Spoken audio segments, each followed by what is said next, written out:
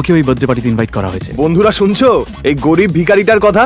ও বলছে ওকে নাকি ভট্টাচার্য বাবুর জন্মদিনের পার্টিতে ইনভাইট করা হয়েছে।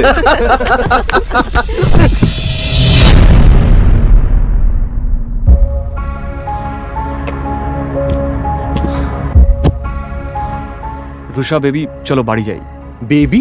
রুষা, তুমি এই ভিখারিটাকে চেনো নাকি? কই না তো। Who the hell are you? এটা শুনি অয়ন অবাক হয়ে যায়। এর আগেও রুষা অনেকবার অয়নকে অপমান করেছে। রুষা, চলো এবার বাড়ি যাই।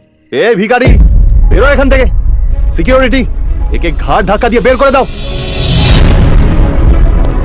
ঠিক সেই সময়ই বার্থডে বয় ভট্টাচার্য সেখানে হাজির হয়, আর তার নজর গিয়ে পড়ে অয়নের ওপর।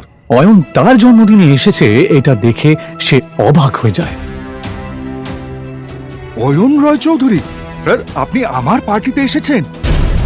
আমার তো বিশ্বাসই হচ্ছে না। আপনি আমার পার্টিতে এসেছেন, আমি তো ধন্য হয়ে গেলাম sir. Please please please please please please আসুন স্যার, প্লিজ আসুন। এই দৃশ্যটা দেখা মাত্রই রুষা আর বাকি সবার মাথা খারাপ হয়ে যায়, কিন্তু অয়ন কোনো কথা না বাড়িয়ে ওখান থেকে চুপচাপ বেরিয়ে যায়।